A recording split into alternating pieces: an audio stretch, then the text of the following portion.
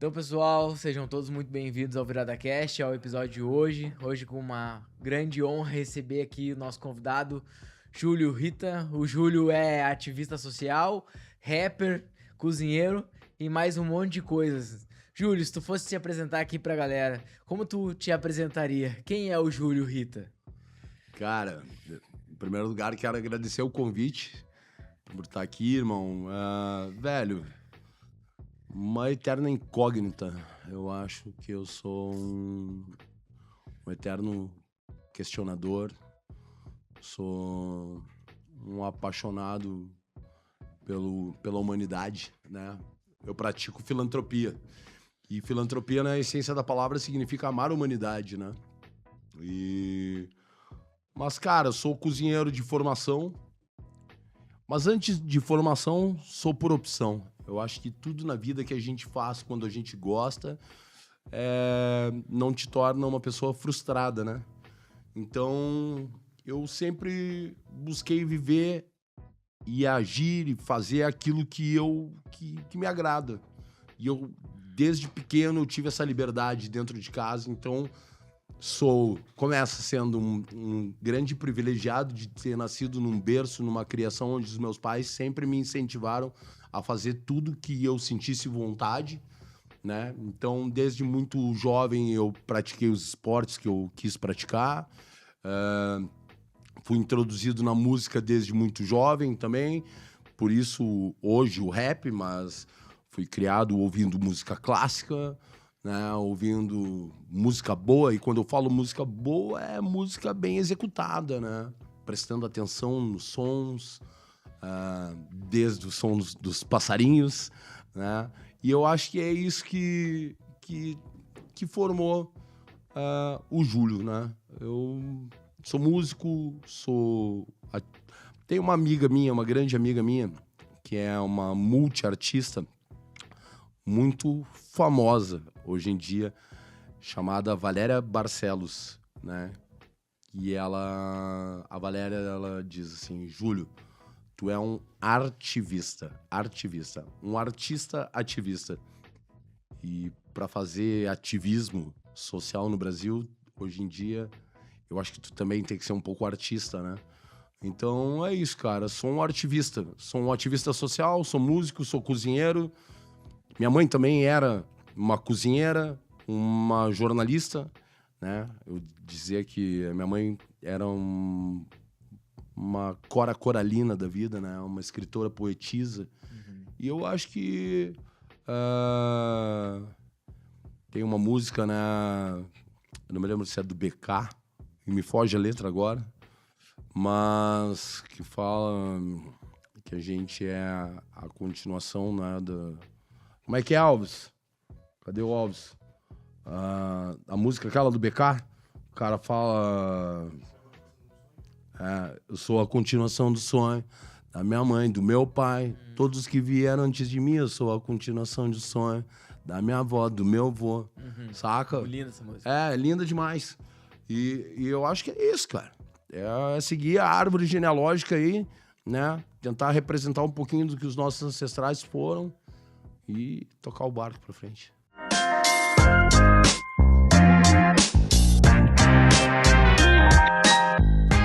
Obrigado por ter topado nosso convite de ter vindo aqui participar conosco, né? Hoje é um dia, tá frio em Porto Alegre também, então não é qualquer um que aceita sair de casa. Então ele atravessou a cidade, tava lá agora cozinhando, que é o que a gente vai falar aqui um pouquinho mais sobre uma das atividades dele.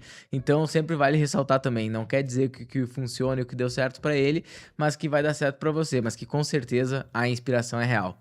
Perfeito, Júlio? Da hora. Bora lá. Então, Júlio, lá na tua infância, quando tudo começou, assim, quem foram as tuas maiores referências? Tu já deu um spoiler pra gente, falou um pouco da tua mãe, né? Agora também cantou uma linda música. Mas, assim, quem que é a galera, assim, que tu mais te inspirava? Era realmente tua mãe?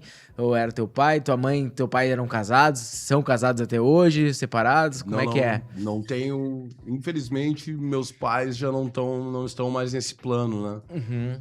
Já partiram, mas foram casados a vida toda, assim. Nasci num berço privilegiado de amor e de carinho, assim. Meu pai foi o único marido, né? O eterno namorado da minha mãe. Meu pai era 10 anos mais velho que a minha mãe e faleceu 10 anos antes dela. Cara, meus maiores ídolos sempre foram os meus pais. E eu até hoje me emociono. Tu faz essa pergunta, já me dá vontade de chorar, porque sempre foram os meus maiores ídolos. Foram pessoas muito guerreiras, assim. Eu nasci num berço muito privilegiado. Muito privilegiado. Meus pais tinham grana. Né? Meu avô era médico, político, né? Depois disso, na época do Plano Collor, meus pais perderam tudo, quando nós ainda morávamos em Curitiba, e daí, quando eu tinha 9 anos de idade, 9 para 10 anos de idade, meus pais perderam tudo e nós fomos morar em São Gabriel. Quer dizer, perdemos tudo, né, material. E viemos morar em São Gabriel, porque tinha uma tia minha que morava em São Gabriel, aqui no interior do Rio Grande do Sul. E aí ainda tinha algumas coisas que ainda podiam salvar a gente e a gente foi morar em São Gabriel. Eu tinha 10 anos de idade. E eu me lembro que o nosso castelo ruiu e com 10 anos de idade a minha mãe tentou tornar tudo aquilo que poderia se tornar um pesadelo para uma criança, ela tentou tornar lúdico, né? Eu me lembro sempre, eu já falei isso em outros podcasts e tal, em outras entrevistas minhas, mas eu me lembro que quando nós chegamos morava no Batel, em Curitiba, que era o bairro mais privilegiado que tem em Curitiba, assim, e estudava no Colégio Notre-Dame de Sion, em Curitiba, tive uma criação fenomenal. E fui morar numa cidade do interior, uma cidade com 60 e tantos mil habitantes, estudar numa escola pública, né? Morar numa casa que não tinha móveis. Eu me lembro que quando a gente chegou na nossa primeira refeição na nossa casa, assim, depois de ter passado um tempo na casa da minha tia, minha mãe falou assim, filho, hoje a gente vai comer que nem japonês, sentado no chão. Porque não tinha móveis na nossa casa, assim, saca? E ela quis tornar aquilo lúdico. E aí foi um dia sentado que nem japonês no chão, 2 dias sentado que nem japonês no chão. Cara, na segunda semana aquilo não pegava mais, eu tinha só 10 anos. E aí eu, né... Filho de peixe, peixinho ela. Me enganou, enganei ela. Eu falei, mãe, ó, tem uma festa no colégio, preciso levar uns pastéis. E ela, com muito sacrifício, conseguiu fritar 30 pastéis pra eu levar pro colégio. E eu levei os 30 pastéis, matei a aula e vendi os 30 pastéis. E eu sabia que se eu voltasse pra minha casa e dissesse pra minha mãe que aqueles pastéis eu tinha vendido, ela não ia aceitar aquilo. E eu já fui na vizinha minha, cheguei na empregada da minha vizinha e falei, aqui, ó. Era bem no início, nunca vou esquecer disso na minha vida. Era no início do plano real. Vendia cada pastel a 50 centavos, isso em 1994. E aí eu dava R$1 pra ela fritar os pastéis pra minha vizinha, a empregada da vizinha, e ela fritava os pastéis, eu comprava e eu fiz isso por 6 meses. Com 10 anos. Com 10 anos de idade. E eu matava a aula, né? Às vezes eu saía do colégio, ia fritar. Daí eu me lembro que eu ia no fórum da cidade vender os pastéis, eu pegava, tinha uma bolsa térmica, entrava no fórum. Quando eu entrava no fórum, já abria um pastel, entrava com cheirinho, já era marqueteiro desde novo. Abria o pastel, entrava comendo, vendia tudo em 2 minutos. E aí até que minha mãe entrou no fórum e a porteira do fórum, assim, falou, que amor, o Julinho, né, dona Vera? Seu filho vem aqui todos os dias. E minha mãe, como assim? O Julinho vem aqui todos os dias, ele tá sempre aqui, comendo um pastel, vendendo pastel. E minha mãe, como assim? E eu me lembro que eu cheguei em casa, eu voltava do colégio girando aquela bolsa de pastel, assim, e já deixava baixada na casa da minha vizinha, assim, na entrada do pátio, assim. E aí, no dia eu cheguei, minha mãe já tava no bico, assim, me esperando, e ela veio e olhou, Julinho! Ela tinha voz grossa, Julinho! E eu, fedeu. Ela, o que aconteceu? Eu, nada, mãe. Ela, não, como assim, Julinho? Nada. Falei, a senhora quer saber? Vem comigo. E aí, um dos poucos móveis que nós tínhamos na nossa casa era um baú no meu quarto. Um baú de vime branco que eu tinha desde a minha infância. Que era onde a minha mãe dizia que era pra guardar os meus sonhos. E eu, cara, levantei aquele baú assim e ela falou, o que você vai fazer? E eu peguei o baú, levantei e puxei um monte de dinheiro. caixinha ali e falei, mãe, olha só, compra uma mesa pra nós, pra gente parar de comer que nem japonês, saca? E aí foi isso, cara. E eu acho que... E a minha mãe não me proibiu de continuar fazendo aquilo. Então, os meus maiores ídolos sempre foram os meus pais. Porque, junto disso, a minha mãe sempre correu atrás para me incentivar a fazer o que eu queria. E me apresentando tudo que era maravilhoso, assim. Me lembro que eu...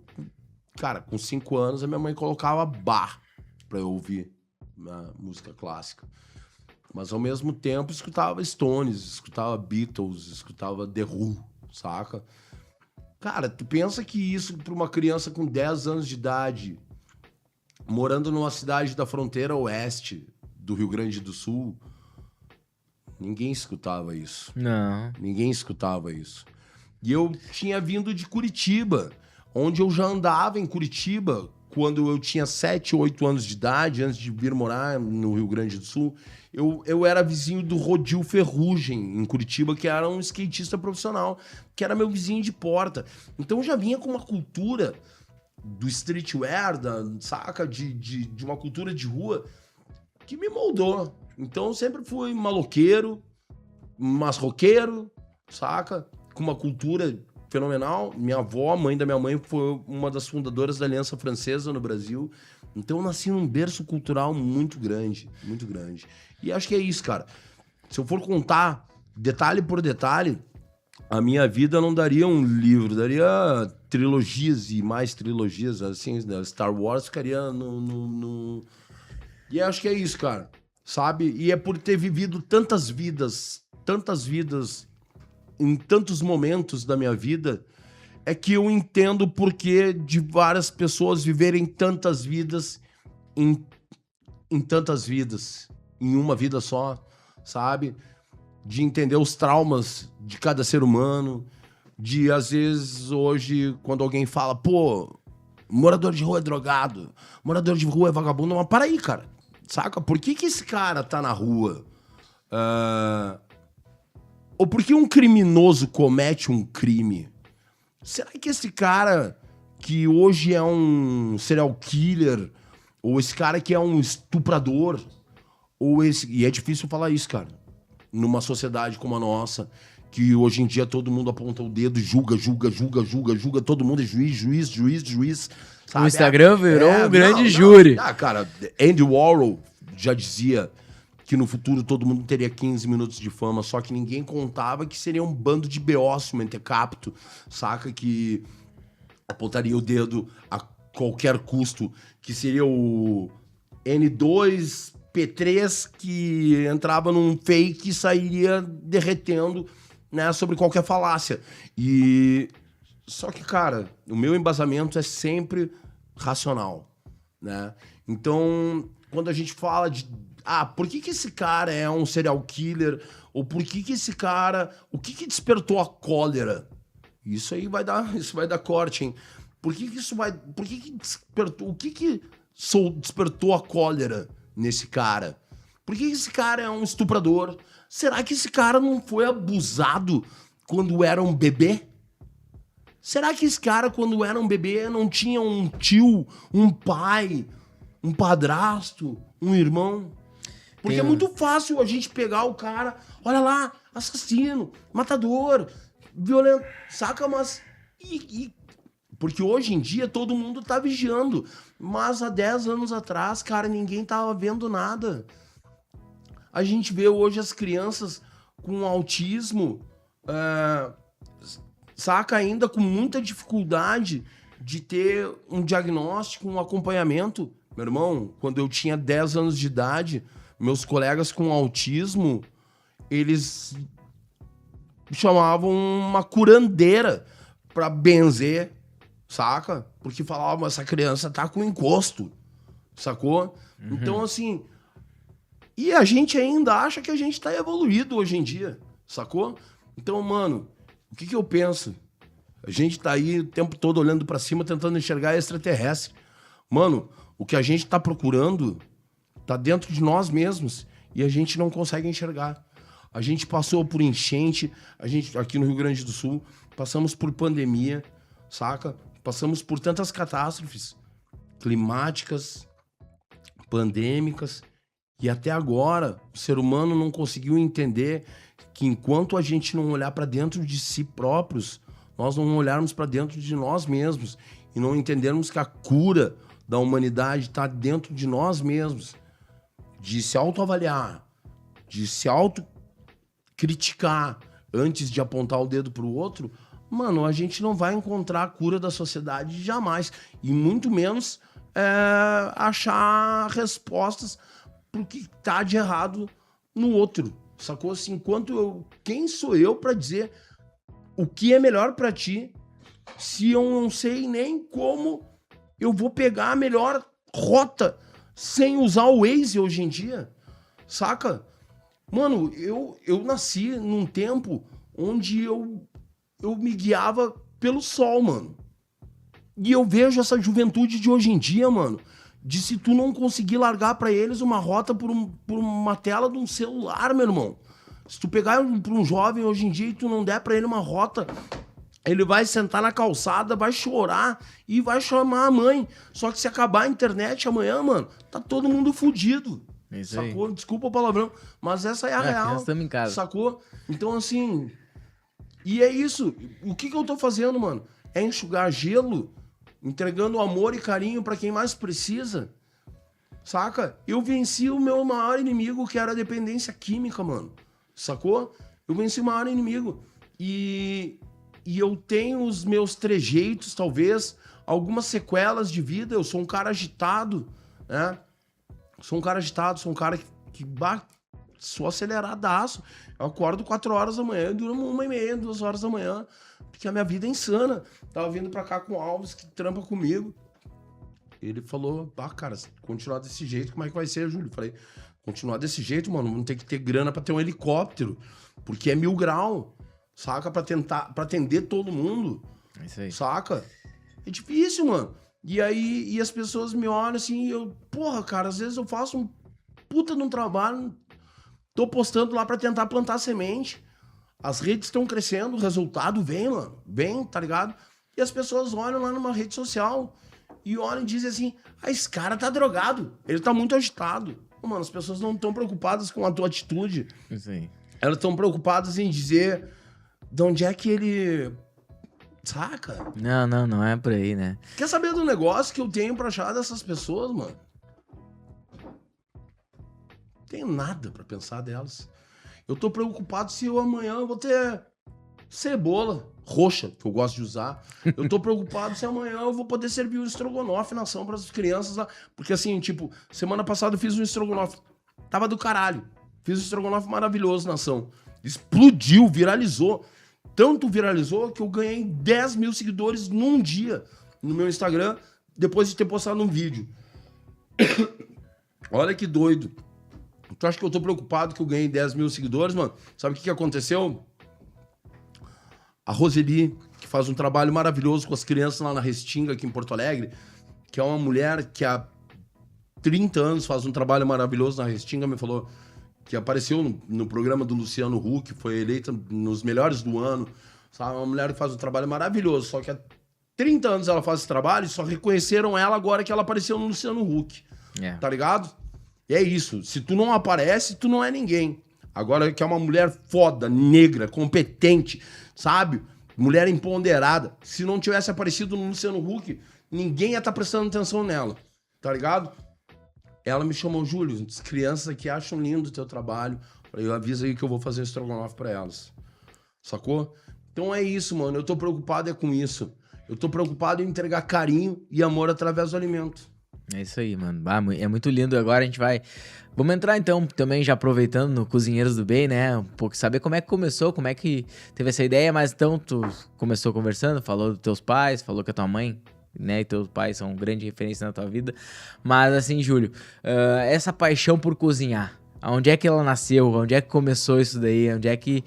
Pra gente chegar daí, então, falar um pouco da ação também, né, do Cozinheiros do Bem, que eu acho particularmente muito lindo, e é exatamente sobre isso, né? Eu te chamei, eu acho que tu ainda tinha metade dos seguidores que tu tá hoje, e agora dobrou, e parabéns, né, pelo trabalho, mas os seguidores não, como o Júlio falou, não vão trazer o resultado que ele espera, no outro dia ele vai estar fazendo ação. Não, Cara, minha mãe era cozinheira, né?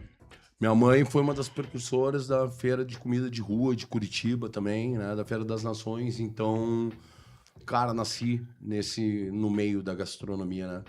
E desde desse tempo, assim, da Feira das Nações, eu me lembro que a Feira das Nações é uma parada muito legal, assim. São várias bancas e cada banca, como uma feira dessas que tem, né? Aqui em Porto Alegre, em qualquer lugar. Só que cada banca serve pratos de um país. Típico de um país. E, cara, no final da feira, minha mãe fazia a xepa de cada banca. Assim, recolhia um pouco de cada banca e nós voltávamos de carro entregando as sobras, os descartes. Tá, né? isso aí tu tinha meados de 10 anos. Não, isso aí eu tinha 5, 6 anos.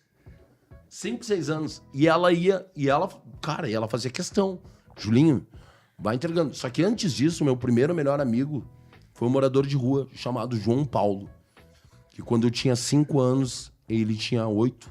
Ele morreu assassinado por um policial que confundiu ele com um ladrão. Com 8 anos? Com 8 anos. Ele tava na frente do meu prédio, que eu morava, no Esbravate, no Batel, em Curitiba. Tinha uma banca de flores.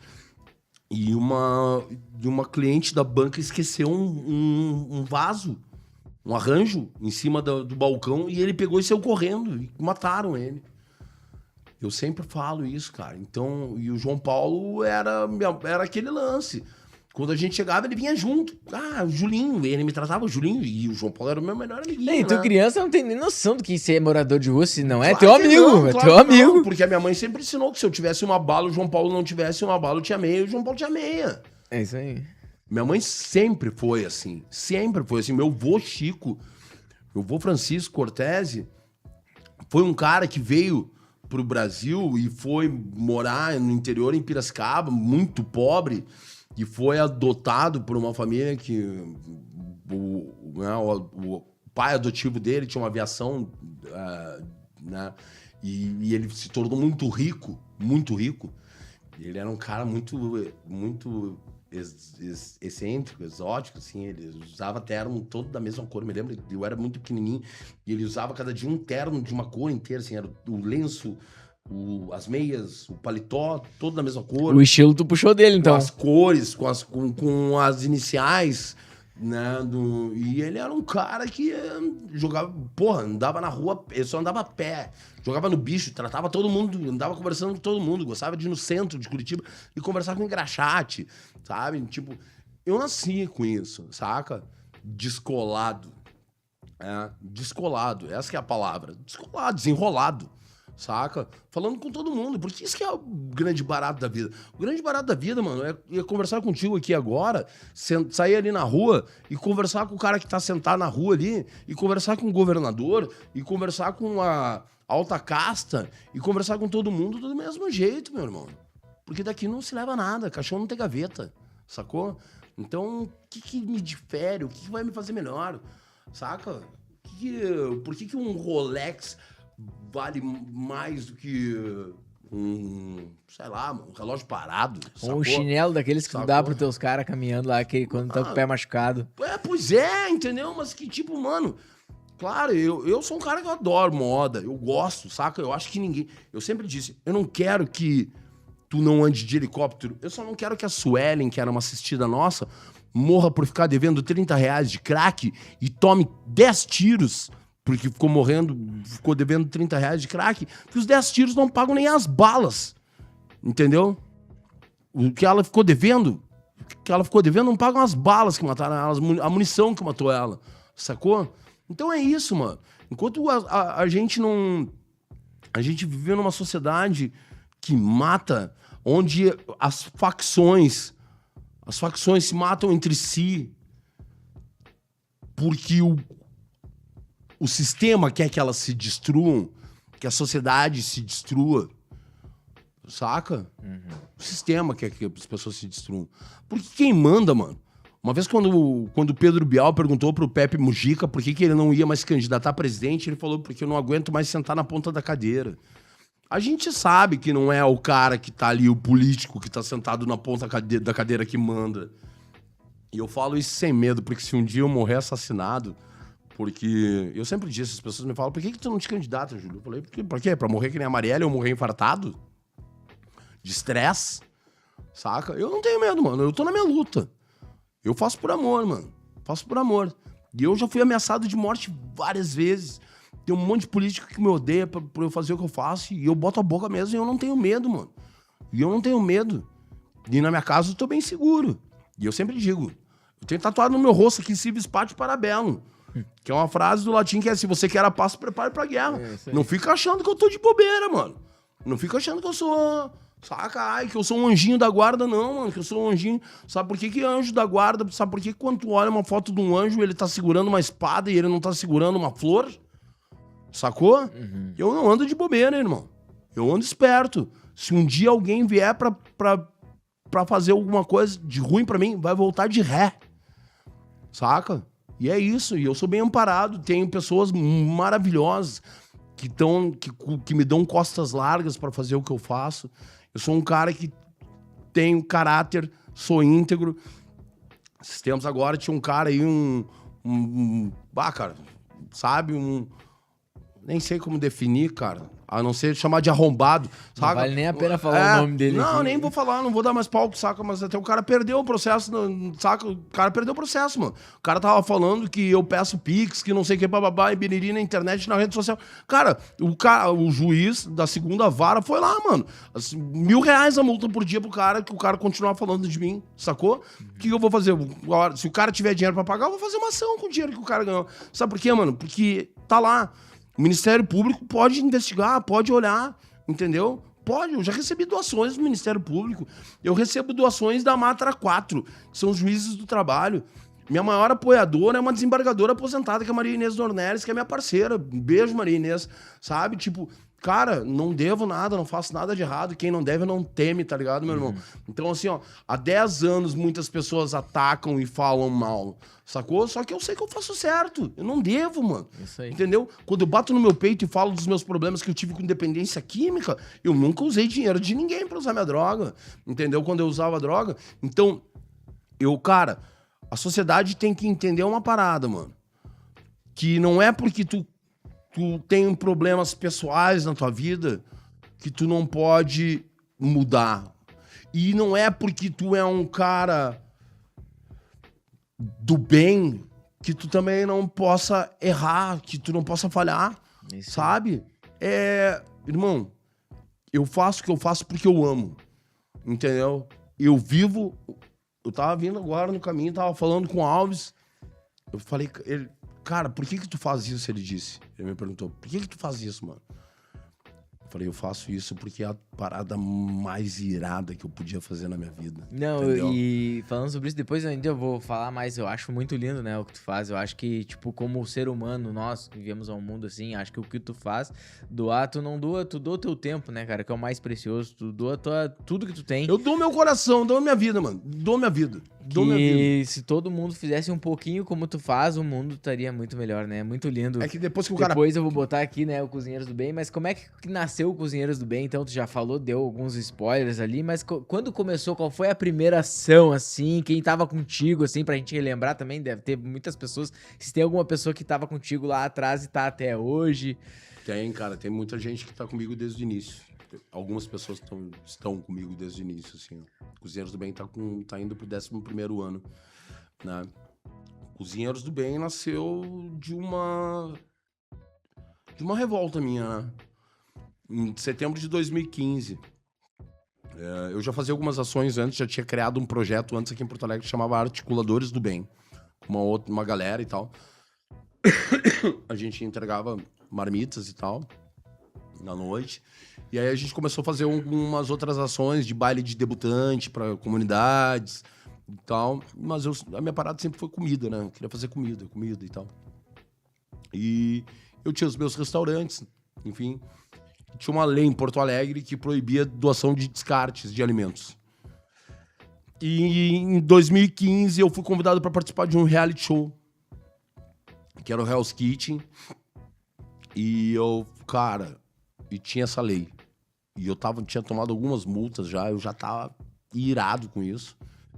Eu falei, cara, vou fazer uma ação. E aí eu assisti um flash mob de 1000 músicos que tinham se reunido na Itália para fazer um flash mob para chamar a atenção da banda Foo Fighters, tocar uma música dos Foo Fighters.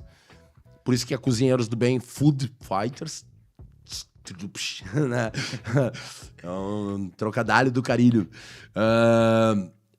E aí eu falei, cara, pô, legal, né? Os caras juntarem 1000 músicos pra fazer chamar a atenção dos Foo Fighters. Imagina se eu juntasse 1000 cozinheiros.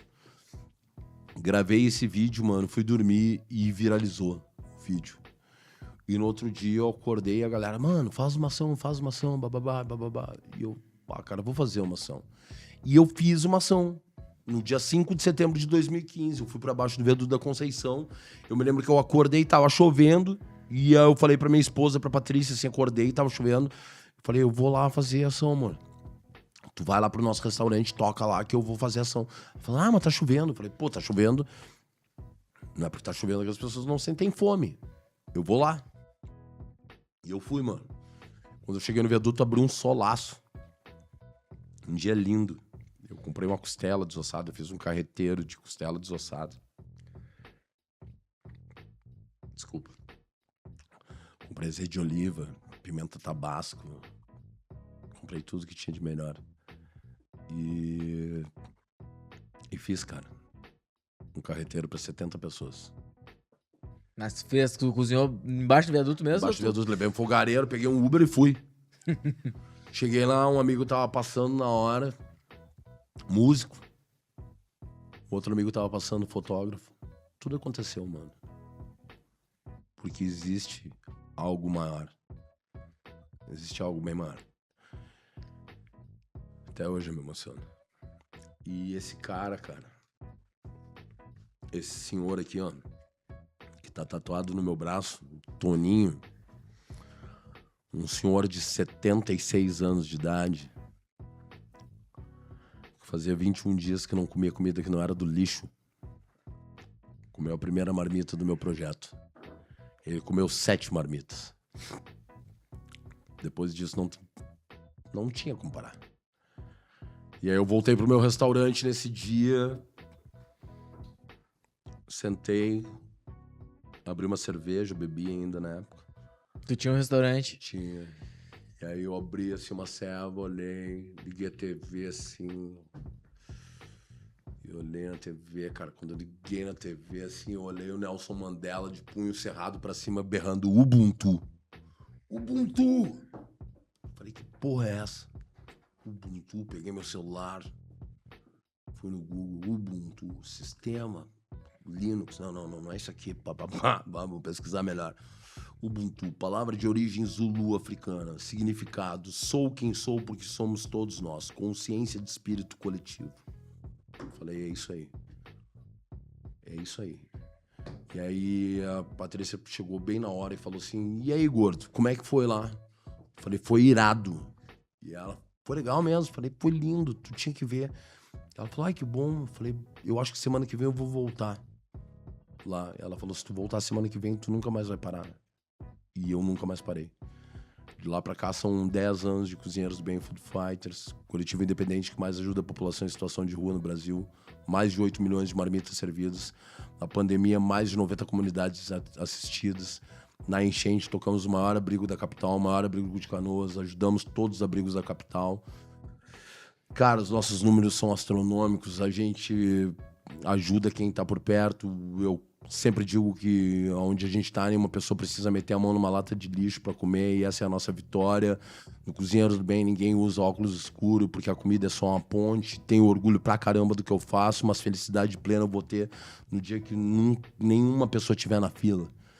Porque eu tenho um orgulho da porra de fazer o que eu faço, mas felicidade plena eu vou ter no dia que não tiver uma pessoa na fila. E eu acredito no fim da fome.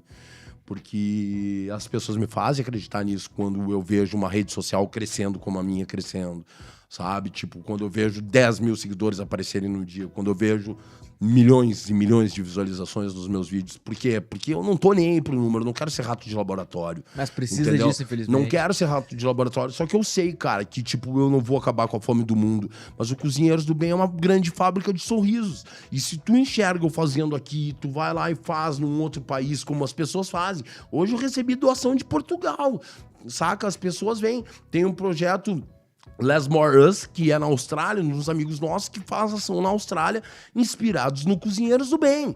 Tem gente que faz ação fora do Brasil, inspirada no Cozinheiros do Bem. Então, assim, mano, tem gente do mundo inteiro que me manda mensagem, saca? Quando a Monja Cohen um dia chegou e me chamou e falou assim, Júlio, teu trabalho é necessário. Eu falei, por quê? Ela falou, porque eu sou uma monja e eu não posso falar puta que pariu.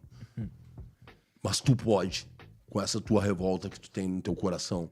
Entendeu? Então, assim, cara, eu sei o que eu tô fazendo é revoltante, sabe? Dói nas pessoas quando as pessoas olham um cara tatuado na cara, um ex-dependente químico, um cara que não tem papas na língua, saca? Que poderia estar fazendo qualquer outra coisa na vida, que tem uma vida irada, sabe? Que eu tenho 4 filhos maravilhosos, que eu sou um revoltado da porra, mano. Sabe? Que, tipo, tenho tudo que eu podia ter. Trabalho na mídia, tenho sucesso, já vivi tudo que era o que as pessoas almejam. Já trabalhei em restaurante estrelado, já tive os meus restaurantes, saca? Tenho meu talk show, que eu não preciso mais do que eu tenho. Eu não almejo fortuna. Eu almejo conforto de estabilidade emocional, saca? Poder me alimentar bem. Pô, tá aqui o Alves que trabalha comigo do lado. Eu falei pra ele, mano, quando eu era mais novo, meu sonho era ser cobrador de ônibus. Sabe por quê? Porque eu queria andar escutando histórias, trocando uma ideia, trabalhar sentado. E no final do mês poder comprar, fazer o meu rancho. Ter tranquilidade, mano. Porque a gente corre atrás da máquina numa pauleira.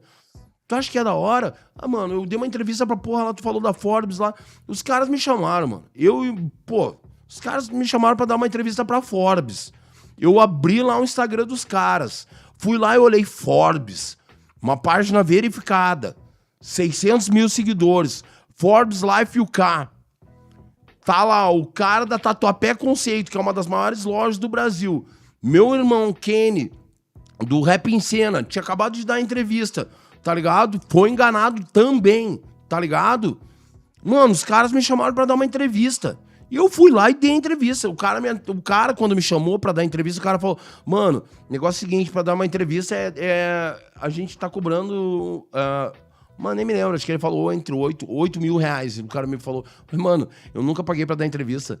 Eu já dei entrevista pro Le Monde de Paris, já dei entrevista pra tudo que é lugar. Eu não vou dar entrevista. E ele, não, mano, mas o seu trabalho é lindo. Acho que vale a pena mesmo. Quem indicou o seu trabalho foi um irmão nosso, Kenny e tal. Seu trabalho é maravilhoso, vamos fazer uma entrevista. Cara, dei entrevista, não paguei porra nenhuma pra dar entrevista, entendeu? Depois até essas revistas aí falaram que eu tava... Essas revistas de fofoca aqui de Porto Alegre falaram que eu tinha pago uma grana pra dar entrevista nessa Forbes fake, tá ligado? E aí eu falei, tá, beleza, dei entrevista, cara. Mano, explodiu um reconhecimento, fake ou não, teve um reconhecimento internacional, porque a página tinha visibilidade internacional. Dei entrevista, mudou o quê? Porra nenhuma. Na outra semana eu tava embaixo do viaduto da Conceição entregando comida igual. Ou seja, eu tô cansado de ser rato de laboratório. O reconhecimento da sociedade, da mídia, é legal? É da hora, cara. É óbvio que é legal. Agora, semana que vem, eu vou receber uma medalha, que é uma das maiores honrarias que tem na Assembleia, pelos feitos que a gente fez na enchente. É o mínimo. É um grande amigo meu, deputado Beto Fantinel, que é um cara que foi secretário de Assistência Social do Secretaria de Assistência Social do Desenvolvimento Social do Governo do Estado, que é um cara maravilhoso, mano. Porque eu me dou com pessoas de direita e de esquerda, saca? Tipo, falo muito com meu amigo, que é o Pimenta, Paulo Pimenta, que é um cara candidato a senador do PT. Me dou com Catarina, que foi um secretário de segurança, que é de centro-esquerda. Me dou com Beto, que é de direita. Me dou com várias pessoas. Tenho uma boa relação com o governador Eduardo Leite, que foi o único político que até hoje ajudou os Cozinheiros do Bem, dando a nossa sede que a gente tem. Sabe que agora, junto com o secretário atual de Desenvolvimento Social, que é o Gustavo, tá nos dando mais um prédio junto com o governo do estado, sabe? Cara, eu faço política pública, porque o ato de alimentar é política, entendeu? E eu tenho um bom relacionamento com todo mundo. Saca? Tenho o Matheus Xavier, que é o secretário de Assistência Social do município de Porto Alegre, o Daniel Moretsen, que também é... Os caras falam, porra, Júlio, mas tu não te dá com o prefeito Melo? Mano, não é que eu não me dou, não tem problema nenhum com ele, cara. Sabe? Eu questiono, seja quem for. Como diz o Felipe Rett, nunca esquerda nem direita, eternamente oposição. Diz o Djonga, direita de cá, esquerda de lá, e o povo segue tomando no centro. Então eu sempre vou questionar enquanto alguma coisa estiver errada, entendeu? E eu não tô aqui pra bater de frente ou brigar com esses caras. Eu tô aqui pra fazer o trabalho que é necessário. E mostrar pra eles, olha, gente, eu tenho a receita pra vocês. Eu tenho um molho, tá? Vocês vão me ajudar? Vamos tentar fazer isso aqui ser o menos doloroso possível pra essas pessoas que estão à margem da sociedade. Porque marginal, mano, é quem vive à margem, entendeu? E acho que a gente tá em 2026 nessa porra, a gente não precisa mais ver uma criança deitada numa calçada, um idoso deitado numa calçada, pra gente entender que se o meu filho não estudar, ele vai ficar igual. Não, mano, não. Sabe? A gente vê no acampamento, a gente vê o acampamento Farroupilha, em setembro, e...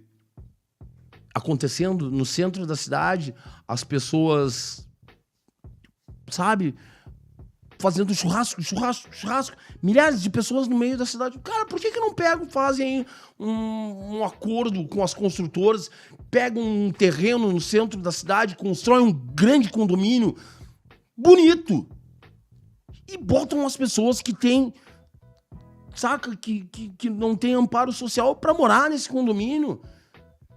E dão uma estrutura, não precisa varrer pra baixo do tapete pra inglês ver, sabe? É tão simples, cara. É tão simples. Acabar com essa guerra social, com esse descaso, é muito simples, é muito fácil. Não vem me dizer que não é. Entendeu? Não é. É querer. Só que tem que parar de achar que o povo vai acreditar nessa cortina de fumaça, desse pão e circo, dessa massa de manobra, que a gente vê as pessoas caindo, sabe? De ficar empurrando um contra o outro, de falar, pô, camisa verde e amarela, não pode usar, pô, os de vermelho. Cara, parem com isso, pelo amor de Deus, a gente tá em 2026. Vocês vão ficar acreditando em Virgínia, Wikipedia, bababá. Pelo amor de Deus, cara, onde é que tá a cultura? Onde é que tá a essência? Onde é que estão as pessoas estudando línguas, aprendendo, buscando conhecimento, a essência da humanidade, sabe? Vão aprender, cara. Porra, pergunta pra uma tabela periódica pra um moleque hoje um moleque de 25 anos. Não sabe, saca? Ninguém mais sabe nada, ninguém tá nem aí. Tudo bem, serve pra quê uma tabela periódica? Grande porra, saca? Hoje tá tudo aqui na palma da mão. Só que a gente tá formando pessoas preguiçosas, uma geração de preguiçosos, entendeu? E quando tu forma uma geração de preguiçosos, qualquer pessoa com um pouquinho mais de acesso monta em cima de uma nação, entendeu? Inclusive um boçal de um cara sem cérebro como o Bolsonaro ou como o Luiz Inácio Lula da Silva, entendeu? Que podem ter os seus méritos também, mas já estão defasados, entendeu? Não tiro a qualidade de nenhum dos dois em algum momento, seja por que for, entendeu? Mas, cara, a gente precisa de gente inteligente. A gente precisa de pessoas articuladas. Pessoas que tenham alguma coisa para contribuir. Pessoas que vão discutir a paz da humanidade. Pessoas que vão entender que, assim, cara, vamos parar de fazer o poder bélico render e vamos entender como a gente vai potencializar a agricultura. Entendeu? Como é que a gente vai potencializar a medicina, o avanço da medicina? Eu vou toda semana, cara, no Hospital da Criança Santo Antônio, vendo crianças morrendo de câncer, entendeu? E vendo a palhaçada que eu tô vendo do descaso no tratamento com uma criança que eu amo, que é o Brian. É teu afilhado? É meu afilhado, uma criança que eu conheci há pouco tempo, entendeu? E eu vejo lá o descaso com o tratamento deles, entendeu? E eu acho uma palhaçada, cara. Eu tá vendo isso acontecendo e ninguém faz nada, sacou? Só que eu chego lá e toco o terror. Esses dias a psicóloga dele falou, tu tá muito exaltado. Vai te fuder, cara. Tá entendendo? Então assim, ó, eu não aguento mais ver essa sociedade que se acomoda, que não enxerga o próximo, que acha que tá tudo certo, porque no final do mês tá pingando o meu salário. Não, a galera tá todo mundo só cada um pensando em si, né, meu? Parece que é uma guerra. É? E o Cozinheiro do Bem, assim, porque achei até interessante, até pra valorizar o teu trabalho, mas é que tu olha pra uma parcela da sociedade que ninguém tá olhando. Eu acho muito lindo por causa disso, porque é muito fácil julgar. O cara tá ali porque ele quer. Não é bem assim. O cara não sabe a história de vida do cara, o cara não sabe pelo que ele passou, o cara não... Milhares e milhares de casos tu deve vivenciar aí e tu tá lá de boa fé ajudando, não olhando pra quem, mas o fim, né? Que é ele não meter a mão na lata do lixo naquela noite. E como é que funciona, assim, quem quiser ajudar, assim, hoje em dia, como é que tá sendo? Tem o Instagram que a gente vai deixar aqui depois, mas se o cara quiser, assim, porque a gente fala muito, lá na África, que cada um tem, né, o seu problema, mas a gente tem fome aqui em Porto Alegre, né? Aqui do nosso lado. Como é que funciona assim? Eu quero ir lá, hoje eu quero ajudar o Cozinheiros do Bem, quero mesmo, de verdade. E aí, como é que funciona a pessoa que chama quem, vai aonde, como é que funcionam as ações, quais dias da semana, como é que é? Quer ajudar os Cozinheiros do Bem, a primeira coisa que tem é tu olha pra dentro da tua casa e não tem ninguém passando qualquer tipo de dificuldade dentro da tua casa. Se tu não tem um pai ou uma mãe passando qualquer tipo de aflição dentro de casa, se o teu filho não tá trancado dentro de um quarto, tu não sabe por que ele não sai. Se não tem uma pessoa na rua passando qualquer tipo de dificuldade a 50 metros da tua casa. Se tu consegue controlar isso, beleza. Daí tu vai no Cozinheiros do Bem. Aí chegando lá, tu vai pensando assim, cara, eu vou lá pra fazer o que tiver que fazer. Eu vou lá pra chegar lá e não deixar um senhor ter que fazer mais força que eu. Ou eu vou lá porque eu sou idoso e também não vou ficar me acomodando. Não vou me sentir inútil. Eu não vou lá pra dizer, eu sou um coitadinho, isso eu não consigo. Eu vou lá com sangue no olho. Eu vou lá e é o que eu sempre digo, a partir de agora, quando a gente chega aqui nos Cozinheiros do Bem, todos os nossos problemas ficam pra fora dessa roda aqui, entendeu? Porque a comida é só a ponte, entendeu? Então, a partir de agora, daqui pra frente, amor e carinho em forma de alimento. Então, é isso. E não adianta nada ir no Cozinheiros do Bem, sair, passar um carro na tua frente, tu sair xingando o cara, entendeu? É isso, cara, é uma construção diária. E é isso, tem fome na África, a gente tá aqui em Porto Alegre. Mano, ano passado, aqui em Porto Alegre, 4 pessoas morreram de frio, sacou? Então, assim, ficar atento, ficar esperto. Doar alimentos, doar cobertores bons, doar roupa que tu possa usar, entrega ela pra gente limpa, cheirosa, pra eu não ter que lavar, porque o Júlio já perde tempo a full correndo pra ter ingredientes, pra picar, pra correr atrás dos voluntários, pra ter a vida dele, pra que o Júlio possa visitar as crianças do Hospital da Criança Santo Antônio e não tenha que limpar, lavar uma roupa que tu tá doando suja, entendeu? Então já vou entregar limpinha pro Júlio, que é só limpinha dobradinha, com uma etiqueta escrito 12 anos masculina. Que daí eu só vou olhar ali, 12 anos masculino tá aqui, entendeu? Eu ando com ela dentro do meu carro, daí já vai passar uma pessoa com 12 anos, eu vou falar, tá aqui, tem uma roupa pra ti, eu sei que tá escrito. Então facilita o meu trabalho, porque eu possa facilitar a entrega, entendeu? Acho que é por essa. É uma grande corrente, mano. Isso é o cada um fizer um isso pouquinho, é o Ubuntu, né? Entendeu? Não é tipo, porra, essa camiseta aqui tá ocupando espaço aqui em casa, tá suja. Toca pra frente. Meu, sabe o que tu faz com essa tua roupa? Mastiga ela, engole. Sacou? Mastiga e engole, mano. Pega lá, quando tu for lá no banheiro, usa ela de papel higiênico pra ti, mano. Sacou? E bota no lixo. Economiza papel higiênico. Aquele papel higiênico naquela época lá da pandemia lá, que tava todo mundo acumulando papel higiênico, mano. Pega tua roupa suja e usa ela. Sacou? É isso. Mas tem lá, nas redes sociais, tem o nosso Pix, né? Tem o nosso Pix. Pode doar, mano. Pode doar lá. Que qualquer coisa lá, o Ministério Público vai lá, vai investigar que tá tudo certo. Porque desde o primeiro momento lá, quando teve aquela confusão lá com o Nego Di lá, Aquela vez lá que, né, que teve aqueles... Pix do 1 milhão. Pix do 1 milhão lá. Cara, desde aquela época lá, acho que investigaram todas as contas de todos os projetos sociais lá. E o nosso trabalho sempre foi desenvolvido com muito amor e carinho. Eu vou te falar um negócio, cara. Eu jamais na minha vida teria a audácia, a pachorra de usar algo que não é meu. Tem uma música que na sua conta tem a honra de um homem envergonhado ter que ver sua família passando fome. Ordem, progresso e perdão. Na terra onde quem rouba muito não tem punição. A música do MV Bill, né? Mantém minha cabeça em pé. Fale o que quiser, pode vir que já é. Saca? O Cozinheiros do Bem, mano, eu tenho direito a prolabore do Cozinheiros do Bem. 10 anos de Cozinheiros do Bem. A gente tem o nosso estatuto desde 2019. Eu tenho direito a prolabore. Desde 2019, mano, uma vez eu recebi dinheiro de prolabore numa ação de Natal, onde sobrou R$2.000 em 2020, se eu não me engano, sobrou R$2.000. E a gente tinha o conselho, a galera falou, eu falei, sobrou R$2.000, galera. E a galera falou assim, ó, fica pra ti, Ju. Pode ficar pra ti. Saca? Porque até a gasolina, mano, eu tiro do meu bolso pra pagar no projeto. Saca? Então eu bato no peito mesmo, mano. Faço negócio com todo amor e carinho. É grana pra entregar pra quem tá precisando. Sacou? Doem. Quem quiser doar alimentos, a nossa sede fica na Baltazar de Oliveira Garcia, lá no Centro Humanístico Vida, onde foi o maior abrigo da capital, é bem fácil de achar. Pergunta onde tinha 1.200 pessoas em 2024 dormindo lá, comendo 4.800 refeições por dia gostosas, com amor e carinho. Todo mundo sabe onde é que é, sabe? Pergunta onde é que as pessoas vão quando estão desesperados, sabe? Pergunta onde é que tá o gordo do rango. Todo mundo sabe me encontrar. Pergunta quando é que quando a parada aperta, quando qualquer risco de catástrofe nessa cidade aperta, aonde todos os políticos vão consultar, de esquerda ou de direita, é o Júlio.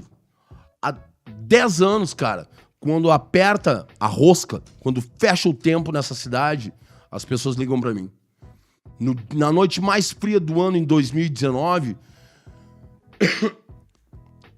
quando ficaram apavorados, abriram o gigantinho, depois de muita insistência nossa, me chamaram, sacou? Então, assim, há 10 anos eu tô acostumado na hora do desespero. Te lembra quando tinha Missão Duro de Matar, do Bruce Willis? Tinha o filme do Bruce Willis, o cara falava assim, meu bagulho vai ficar doido, vamos chamar o cara. Eu me sinto ele, mano. Porque quando tava tendo o abrigo lá do Centro Humanístico Vida, que tinham 3 facções, tinha gente de 3 facções diferentes abrigados no Centro Humanístico Vida, com o 20º Batalhão da Brigada Militar lá dentro, governo municipal, governo estadual lá dentro, tinha gente fumando crack lá dentro, cara, e ninguém conseguia controlar, porque era uma situação desesperadora, periclitante, criança, adulto, tinha um cantinho que as pessoas iam lá fumar crack. E as pessoas sabiam. E a brigada tava ali, mano. A brigada tava ali. E aí a galera falava, lá é o crematório, lá naquele canto. As pessoas falavam, lá é o cantinho do crematório. Eu falo isso mesmo na câmera. Lá é o crematório. A gente olhava fazer o quê, né, mano? Que eu dormia com uma Glock embaixo do meu travesseiro. Porque era 24 horas por dia latido de cachorro do canil, mano. E era um negócio que me deu um burnout fudido violento, mano. Que tinha três comunidades de facção. Tá aqui o Alves, que é meu filmmaker hoje, e ele ficou abrigado no Centro Vida lá. Hoje ele trampa comigo, mas ele tava lá de abrigado lá. Meu irmão, tá ligado? Hoje tá do lado de cá. É o que eu sempre digo, hoje tô do lado de cá, mas eu posso estar do lado de lá, e assim vice-versa. Mas, mano, tinha risco, mano, de confronto extremo, 24 horas por dia. Sabe quem é que eles chamavam? Quem é que fala? É o Júlio, cara. É o Júlio. Quem é o Júlio? É o padrinho. É o padrinho. Ô, padrinho. Sabe?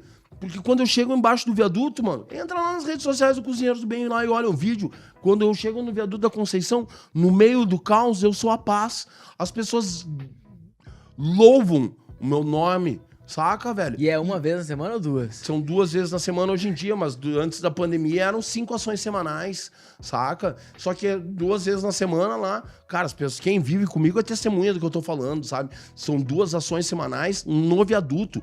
Eu vivo 24 horas por dia em função de filantropia, que é a humanidade. Eu tô no meu carro tá aqui. Ô, Alves, entra aqui.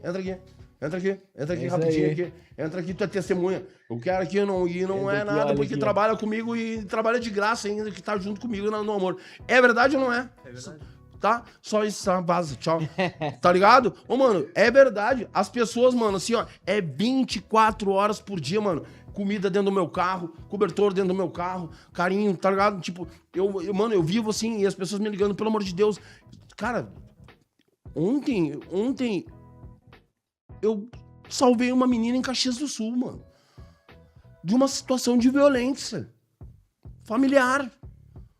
Saca? Porque me toca, porque as pessoas entram em contato comigo, eu leio todas as mensagens, mano. Sabe? E é desesperador pra mim não poder fazer. E é por isso que eu digo, eu preciso ter grana, eu preciso ter força, eu preciso ter apoiador, eu preciso ter poder pra poder ajudar. Porque larga na minha que eu seguro. Entendeu? Quando eu postei esses dias um vídeo nas redes, eu vivo a minha verdade, cara. Eu posto ali o que é real, assim, ó. Quando eu falar assim, ó, não precisa olhar pra trás que eu tô aqui, fica tranquilo que eu tô. Entendeu? Se eu falar, calma que eu vou fazer, eu faço. Entendeu? E eu não sou candidato a nada. Eu sou candidato a cidadão, mano. Entendeu? Eu passo 24 horas por dia salvando pessoas. Salvando pessoas. E eu acho que esse é o maior ensinamento. Quando tu perguntou quem é o meu maior ídolo, mano, foi um cabeludo chamado Jesus Cristo. Sacou? E não é o Jesus Cristo que tá na Bíblia. Porque tem uma música do Rapa que diz: a sombra dele não tem cruz. A sombra do meu Cristo não tem cruz. Eu sou fã de um Jesus Cristo. Eu sou fã de um Cristo, mano, que não tá pregado. Eu sou fã de um Cristo que andava com maloqueiro, que andava com vagabundo, que defendia Maria Madalena e que nem sei se transou com ela. Entendeu? Não sei. Não sei. Eu não afirmo. Eu não sou o dono da verdade de dizer que Jesus Cristo foi um cara reto, que não transou. Quem tava lá? Quem é que tava lá? Por que as pessoas hoje em dia batem no peito e tem tanta ousadia, tanta pachorra, meu irmão, de falar que sabem tudo? Quem é que sabe, mano? Quem é que sabe? Isso aí. Entendeu? Então, cara, eu sei de ti o que eu tô vendo aqui. Virou as costas, meu irmão, é contigo, velho. Sacou? Então é isso. Eu sou fã das atitudes que eu sei que foram ditas desse homem. Que ele era um homem generoso, bondoso, saca? Jesus, quando curou a cegueira do cara, e de todas essas metáforas, né, que eu acho lindas. O judeu, no sábado, se eu não me engano, não cospe na terra, porque cuspir na terra faz barro. Fazer barro é trabalho, né? Então não faz barro. Jesus pegou a terra, fez o barro, esfregou na cara dele, curou a cegueira dele. Sacou? Como quem diz, mano, não te prende esses detalhes. Não seja cego. É isso que ele quis dizer. Não te prende nisso, cara. Não te prende nessa cegueira do que as pessoas te impõem, do que as pessoas querem que tu veja. Saca? Olha pra dentro de ti, irmão. Saca? Vive o amor. Não te apega se ela é uma prostituta. Não te apega se o cara é leproso. Saca? Olha pra essência da pessoa, o que ela tem de bom. Saca? E era isso que Jesus fazia. Era isso que Jesus fazia. E é esse cara que eu acredito, irmão. Tá ligado? E eu te digo, mano, e longe de mim querer me comparar a Jesus, porque sou um cara bem mais torto. Acho que eu era um dos que andavam com ele. Entendeu? Dos bem mais tortinhos que andavam com ele. Se eu fosse ser. Mas eu vou te falar um negócio, cara. Se Jesus estivesse aqui hoje, era pregado de novo, de ponta cabeça, virado, invertido, no Free Fire, tá ligado? Então, é isso, mano. Eu só tento fazer um pouquinho do que eu aprendi do carinho desse cara. Porque minha mãe me contava histórias de Jesus. Minha mãe me falava Jesus de Nazaré, rei dos judeus. Anjinho da guarda, meu amiguinho, leve-me sempre por um bom caminho, saca? Eu fui criado com essa, leve-me sempre por um bom caminho. Pô, quando ela falava leve-me sempre por um bom caminho, cara, qual que é o bom caminho? Entendeu? O bom caminho não é o que o João Paulo foi, porque o caminho que o João Paulo foi, que era um moradorzinho de rua, mataram ele. Cara, é ser crítico, é ser atento, é o vigiar e orar. Mas o que tu faz com o que tu ora? Tu vigia pra quê?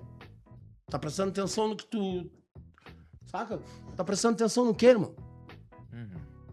Tu presta atenção pra quê? Presta atenção e faz o quê com o que tu viu?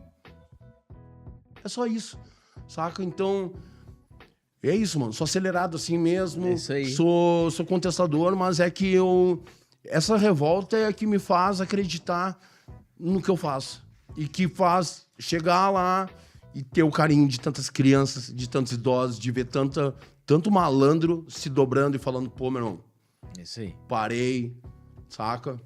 Parei de usar droga porque eu te ouvi, Júlio. Saí das ruas, saca? De diretamente ter tirado 96 pessoas das ruas. Diretamente ter tirado só 96 pessoas das ruas. Mas se fosse uma, já teria valido a pena. É isso que eu 96 pessoas das ruas que eu já tirei das ruas, apenas 2 voltaram. É isso aí que eu falo pra galera, que se pra servir essa tua história e inspirar alguém, já ganhamos. Já valeu, plantei a semente. Mais um Júlio aqui nascendo. E se for um aqui, outro ali, outro É lá, isso aí. mano, a gente acaba com a fome, mano. Isso A aí. gente, não sou eu que vou acabar com a fome no mundo, longe de mim ter essa pretensão. Mas se todos nós fizermos isso junto, meu irmão, pouquinho. daí estamos grande. Julião, estamos chegando aqui no final do nosso programa, né? Nós estamos no final, então, os brindes dos nossos patrocinadores. Eu tenho um aqui que eu trouxe especial, acho que tu vai gostar, que vai combinar muito contigo, que é da Cosa Nostra Moda Masculina. Ó. Eu acho que tu vai combinar muito, acho que vai fazer sentido. Vamos ver. Já vi que tu gosta. Pô, bombeta, toma. Aí, ó. Pô, da hora. Da Itália, ó. Cosa Nostra, Da marca hora, italiana. mano. aham. Ó, eu tenho cidadania italiana, mano. Então esse Aí, boné ó, é o que tu vai toma, usar aí sou nos mafioso, próximos ó. tempos. Toma aí, aí, ó. Já era. já era. E por último, não menos importante, da nossa Invente Brindes, essa caneca que tu usou aqui no programa, tu vai Também levar pra é minha essa casa. aí? Isso aí é tua Pô, também. da hora, valeu. Julião, uma honra receber, Valeu, meu cara, irmão. sou teu fã. Obrigado, velho, ó. Valeu, velho. Nunca pessoas falarem sobre a tua índole, só tu sabe teu caráter, tua verdade, Valeu, né? E uma coisa que a gente só tá no final, que a gente não bateu muito assim, então, na tua família e tal, mas tá chegando o dia dos namorados aí, tu falou que é casado. Se quiser aproveitar e mandar um beijo pra tua esposa, fica à vontade, o espaço é teu. E se quiser também fazer aí até um rap de encerramento do Virada Cast aí com Cozinheiros Bem, fica à vontade também. Cara, quero mandar um beijo pra Patrícia, que é meu amor. Eu e a Patrícia, a gente já, ao longo da nossa história, a gente se separou. E a gente voltou agora recentemente. Porque ela não desistiu de mim. E é o que eu sempre digo, mano. Se as pessoas não desistissem das pessoas que elas amam mesmo, eu acho que o mundo seria bem mais completo, saca? Porque quando eu me afastei da Patrícia, eu me afastei porque eu não acreditava mais em mim, saca? Foi um período da minha vida que eu tava tirado mesmo, me atirei. Quando eu recaí nas drogas, assim, hoje eu sei que eu tô livre, saca? Tô livre mesmo, assim. Mas teve um período que E a droga pra mim sempre foi uma parada de fugir, de fuga, assim. É o que geralmente é mesmo. De fuga, mano, de fuga. Nunca usei Fugir droga. da realidade, né? Usava porque eu queria acabar mesmo, mano. Queria acabar, usava droga porque quando eu usava droga eu não ligava o celular. Eu cheirava cocaína pra desligar o meu celular. Pra não ver as pessoas, pra não enxergar maldade. E aí, geralmente, quando eu tava cheirando cocaína, eu tava dentro de um quarto, trancado, escutando música, sem ver ninguém, saca? Vivendo dentro com uma garrafa de bebida, contando as minhas histórias pra pessoas que estavam ao meu redor, me escutando e falando: porra, cara, por que tu tá fazendo isso contigo? Era sempre assim. As pessoas falavam: como tu é massa, cara. Por que tu faz isso? E eu falava: não sei. Não sei, eu uso isso aqui porque eu não aguento mais, cara. Não, mas sai dessa. Eu falava: não aguento, cara, não aguento. E eu demorei muito a entender que aquilo ali não era o que eu precisava. O que eu precisava era me encontrar mesmo e começar a valorizar as pessoas. Então, acho que a droga A droga me fez ser massa de manobra. É como jogar bola. A gente roda. Tocar uma viola. Viola alta que incomoda. E a gente roda, roda. Até engorda. Aperta na gola. É E isso aí. rola. E rola. E rola. Rola. Rola. Rola. Rola, mas não enrola. Muito bom, fechou? É isso aí, galera. Muito obrigado a todos vocês que nos assistiram hoje. Deixar também aqui Dia dos Namorados, né? Um beijo especial pra minha esposa, né? Que a gente tá junto há 11 anos, 11 Dias dos Namorados juntos. Beijo, amor, te amo. Obrigado por estar sempre comigo. Tá ali ela, né? Tá bom? É isso aí, Julião. Vai lá dar um beijo nela ali, ó, pá, ao vivo no programa ali, ó. Vem cá, entra aqui, dá um beijo ao vivo, vem mais pra cá pra aparecer na câmera. Toma o que te mandaram. Toma. Obrigado, então. Fechou, meu Valeu, meu irmão, tamo junto aí, Deus abençoe. Deus abençoe. Viu? Valeu, e nos vemos na próxima.